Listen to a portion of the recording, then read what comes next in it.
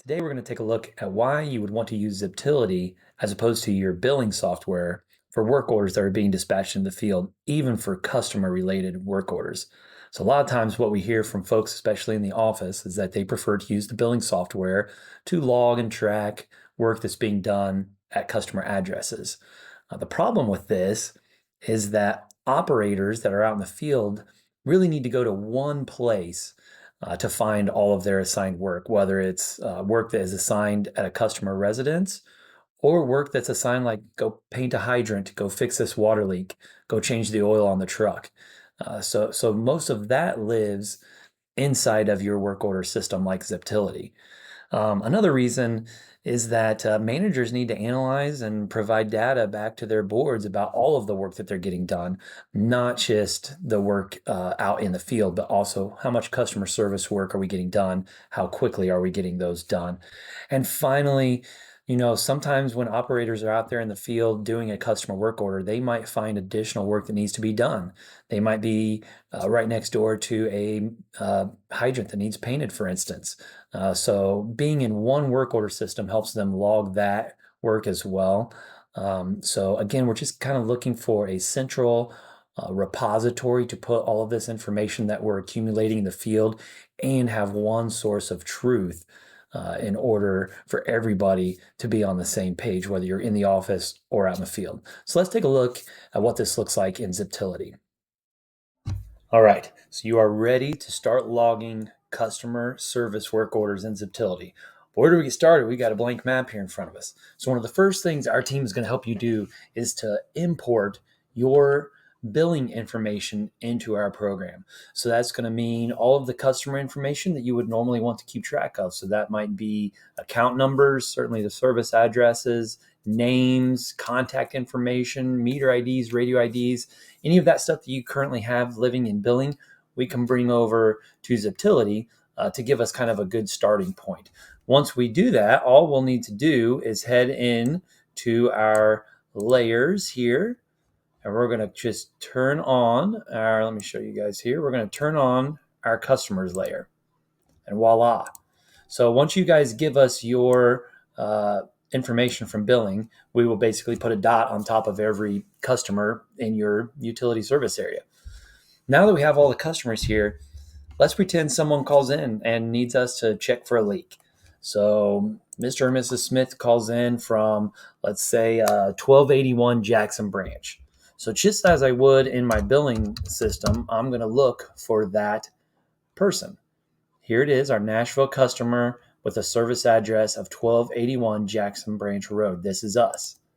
I click on it and it pulls me over to this area, shows me which one it is. And all I need to do is click on this add to task here.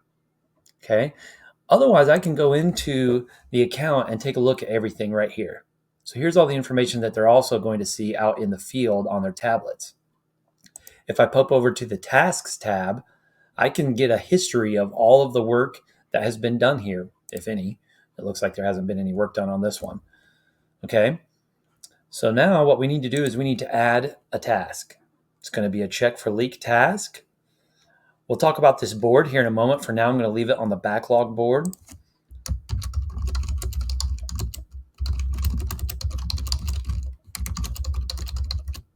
Here's our instructions for our technician to go out in the field. Okay, if we have a due date for it, we could do that, or maybe the customer wants to meet us there at a certain time. We could certainly say, hey, this is going to be done tomorrow, at 9:30 a.m. Okay, create, and here we go. So now what has happened is a technician out in the field or your superintendent has gotten a notification on their phone that work has hit this backlog board. I told you we're going to talk about that here in just a second. So let's take a look and see what that actually means. If I go over here to my tasks tab, let me pull up the list menu. Each of these is a board, okay? And right now this check for leak is on our backlog board. These are tasks that haven't been assigned to anybody yet. So as the manager or the superintendent, I'm going to see that this work order has come in, and I'm going to slide this over to my name. And now I will get a notification on my phone that says I've got work to do at 1281 Jackson Branch tomorrow at 9:30 or 9:29 a.m. So now let's see what that looks like from the field to get a good idea of what the technicians are actually seeing. Okay, so out in the field, I will have received a notification that I have work to get done. So let's head out to the Ziptility app here. This is on my iPad. Okay, so we're out in the field now. You can see I see all of the customer dots again. What I'm going to do is I'm going to tap on this task button down at the bottom, and it's going to pull up my board. And there is the check for leak work order that was created by the office. So what I can do is tap on that. It's going to take me to all of the details that I need to know. So in here, I get to see the due date, the due time, the instructions, a nice little map with a location on it, but I can also get directions directly to it from where I'm standing at this very moment. All right, I'm going to go ahead and click this start button. Okay, now it's going to walk me through the steps in order to figure out what exactly is going on at this residence. So let's go ahead and tap no leak found. If we had photos, we could certainly add them here. So I could go in here and select a photo from a meter pit here. Oh, let's take a look at this one with my smiling face right there. Let's let that upload here for a quick second. Now we are good to go. Meter reading, I've already tapped that in for us, 46543, and any notes. There was no water in the pit when I got there. Okay, it's going to ask if we used any products or inventory, which we did not. I'm going to go ahead and hit that complete button. As you can see, it now disappears off of my board. But this work order is not gone. Okay, this work order is now in completed work. And now the person that created the work order in the office just got a notification that this work order is now completed. So let's take a look at where they can now find this information that we just put in here. Okay, we got the work done out in the field. Now we're back in the office. Mr. and Mrs. Smith calls from Jackson Branch Road again and wants to know what the status is of their work request for checking for a leak in their meter pit. If I'm the office, I'm here on the boards and I see that task card is no longer here. That tells me that more than likely this thing has already been completed. Now there's two ways that we can get to that completed work order. Okay, the first is to go back out here and to just re-enter in our information, which was 1281 Jackson Branch Road. Do a quick search. Okay, tap into the square and go to the task screen.